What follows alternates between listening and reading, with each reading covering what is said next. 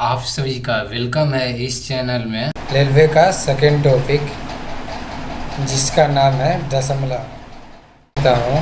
Board मास का नियम इसका फर्स्ट चैप्टर का लिया था, वो आप लोगों का समझ में आ गया होगा। ये नेक्स्ट चैप्टर है।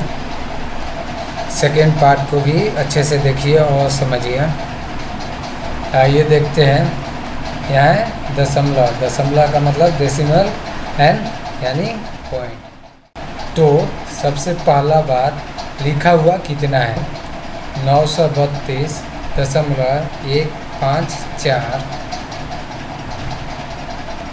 अब याद क्या रखना है दोस्तों, पॉइंट के बाद हमेशा एक नंबर ही बोला जाता है और एक नंबर ही लिखा जाता है। जैसे कि लिखा है 932.154। क्लियर। नेक्स्ट 325.3007। तो इसको क्या बोलेंगे दोस्तों? 325.3007। एग्जाम में क्वेश्चन क्या आता है, इसका विस्तारित रूप निकालें। सो कैसे निकालेंगे देखेंगे। 932 के बदले 900 प्लस 30 प्लस 2 और प्लस 1 के बटे में कितना आएगा 10 और 5 के बटे में आएगा 100 और 4 के बटे में आएगा 1000।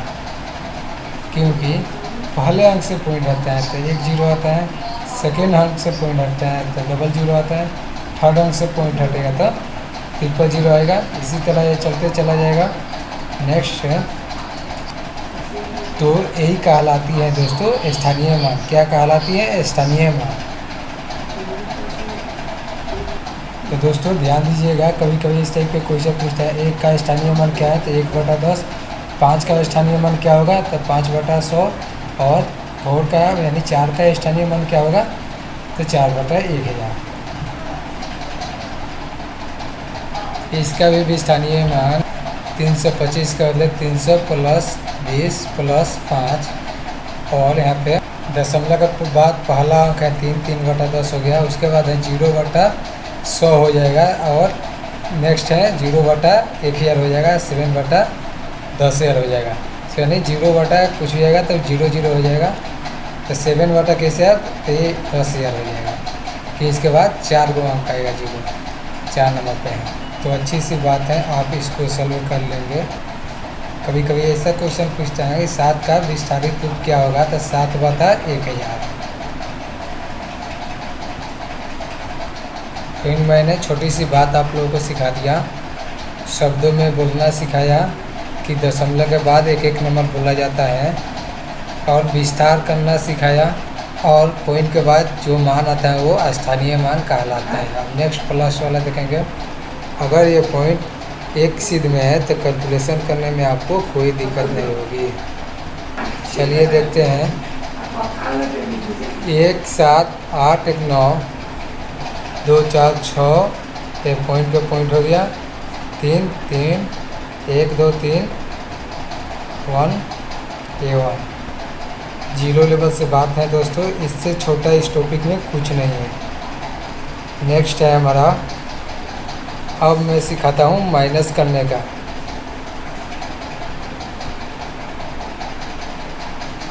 वापस फिर कर रहा हूँ, जो ये पॉइंट है हमेशा सीधी होना चाहिए। तो 5 में से 5 जाएगा तो 0 हो जाएगा। ये 7 हो गया, ये 0 हो गया, ये 6 हो जाएगा, 8 में से 2 हो जाएगा और 1 हो गया।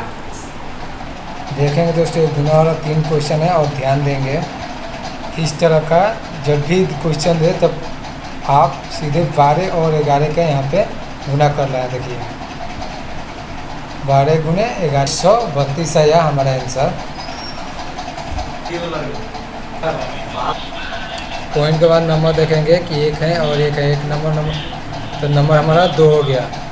पॉइंट हमेशा अंतिम से ही प्रोग्राम करता है तो हमारा हो गया आंसर 1.32। नेक्स्ट देखते हैं। तो इसको गुना करेंगे 11 गुने 11 गुने 11 तो नॉर्मल गुना होगा 11 का पावर क्यू हो जाएगा। तो 11 का क्यू 1 से 1331 होगा। 13 से 31 आ गया नॉर्मल पूरा।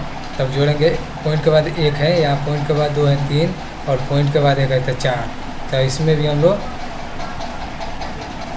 तो दोस्तों 4 अंकों के बाद क्या लग जाएगा हमारा पॉइंट। तो देखेंगे 0.1331 हमारा आंसर हो गया। नेक्स्ट है, तो इसमें देखेंगे दोस्तों 4 आ गया, 2 आ गया, 3 आ गया।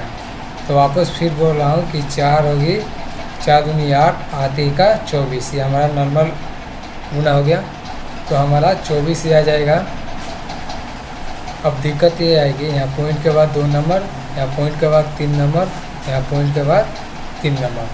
सो पॉइंट के बाद कितने डिजिट हैं उसको ऐड कर लीजिए। तो यहाँ पे 2 है और ये 3 है, तो 5 हो गया, और ये 3 8 हो गया हमारा। यहाँ ऐड करने पे कितना हो रहा है 8। तो 2 तो आप उनके पास है, और इसके आगे 0 कितना लगाना पड़ेगा 6, तो लगाएंगे। तो 2 ये हो गया, 3 4 5 6 7 8। पॉइंट के बाद इधर कितना हो गया 8, वो हमारा अंक आ गया।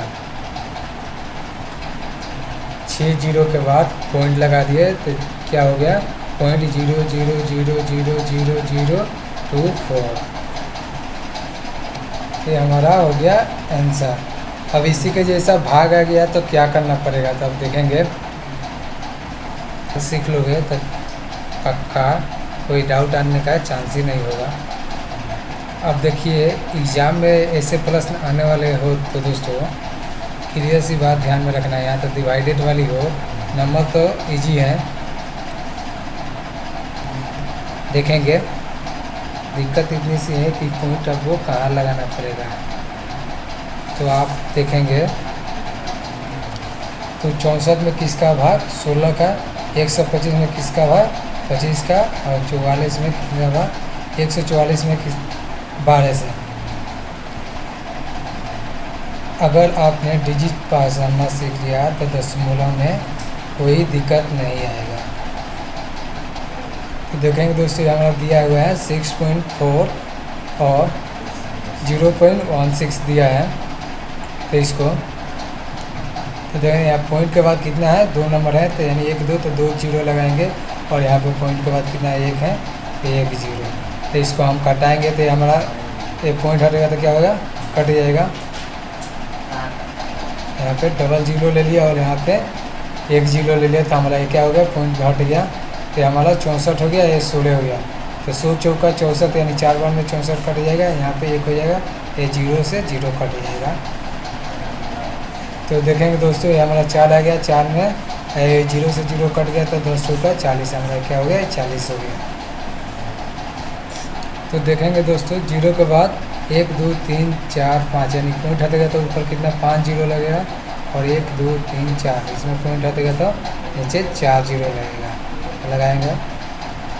तो हमारा पॉइंट हट गया, तो ये कितना हो गया नीचे 4 0 लग गया, और ये ऊपर 5 वो नंबर है तो 5 0 लग गया। तो हमारे यहाँ पर कितना बच गया 125/25 हो गया। तो इसमें 4 0 है, इसमें 4 0 तो काट देंगे, तो यहाँ पे 10 बच जाएगा। और 25 125 5 बार में काटा, तो ये 5 गुने 10, 10 पर से 50 हमारा आंसर हो जाएगा। तो हमारा ये 50 आ गया। अब नेक्स्ट है, तो 1.44 और 0.012, तो 100 दशमलव हट गया, तो हमारा यहाँ पे 1000 आ गया, 100। यहाँ 100 ही क्यों है यहाँ पे, कि यहाँ पे 2 डिजिट है और यहाँ पे 3 डिजिट है, तो 3 0, यहाँ पे 2 है तो 2 0। सो 2 0 से 2 0 कट जाएगा। तो यहाँ पे पॉइंट हट गया, तो 144 हो गया, और यहाँ पे 12, तो 12 बढ़ा हुआ 144, और यहाँ पे हमारा 10 बच गया, तो 12 गुने 10 यानी 120। बट कंसेप्ट इतना याद रखना जो दोस्तों, जब बर्थडे में से पॉइंट आता है तो ऊपर 0 हो जाता है, ऊपर से पॉइंट आता है तो नीचे 0 आता है। अगर इसका लॉजिक समझ लेंगे तो बात बहुत आसान हो जाएगी। काफ़ी ज़्यादा सोच रहे हैं ये पॉइंट हटा के, तो ये इन्फिनिटी तक चल रही है, धीरे धीरे धीरे धीरे। सो तो इसको कंसेप्ट समझ लीजिए। जब रिपीट एक ही अंक कर रहा है, यानी 0 के बाद क्या कर रहा है, 3 कर रहा है, तो हम क्या लिखेंगे इसको आंसर में। तो हमने लिख दिया 0.3 और 3 के ऊपर क्या लिख दिया, बार। बार का मतलब होता है कि ये नंबर बार बार रिपीट हो रहा है, यानी 3 बार बार आ रहा था, इसलिए हम लोग 0.3 के ऊपर बार लिख दिए।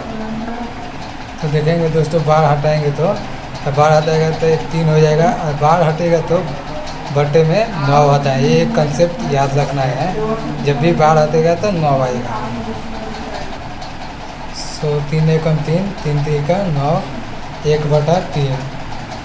अब इसको देखिए दोस्तों, 0.2121 बार बार रिपीट हो रहा है, इसको लिखेंगे 0.21 हो गया, ये बार बार रिपीट कर रहा है, तो इसको हम ऊपर बार लिख देंगे। तो अब देखिए, एक नंबर से बार होता था तो 9 आया था, यहाँ पे 2 नंबर है, 2 नंबर से बार हटेगा तो 1 का 9, और 1 का 9 आएगा तो 99 हो जाएगा, यानी 21/99, 7/11। ये तो पहला क्वेश्चन जैसा सेम है, तो इसको हम चेंज कर देते हैं। अभी दूसरा क्वेश्चन डाल देते हैं, इसमें करिए 1 2 3 1 2 3, यानी 1 2 3, तो इसके लिखेंगे 0.123 बार। तो यहाँ देखेंगे दोस्तों, 3 डिजिट बार बार रिपीट कर रहा है, 1 2 3 1 2 3, तो यहाँ पे 1 2 3 लिखेंगे, 3 डिजिट हरा था तो 1 2 3, तो 9 9 9, यानी 3 × 9 हो जाएगा 3 डिजिट। तो देखेंगे दोस्तों, ये 1 2 3 लिख दिए, और बार हटेगा तो 3 डिजिट है तो 3 × 9 लिख दिए। अब 3 से भाग लगेगा, 3 चौका 12 और 3 एकम 3, तो दोस्तों हमारा 41/333 आएगा। ये जो पार्ट था दशमलव का, मैंने आपको बेसिकली समझाया है। ये जो पार्ट था दशमलव का, मैंने आपको बेसिकली समझाया। अब इस टॉपिक का मैंने स्टार्ट कर दिया है। जिसको बोर्ड में उसके डाउट होगा, इसके डिस्क्रिप्शन में मैं डाल दूंगा, उसका लिंक जा करके देख लीजिएगा।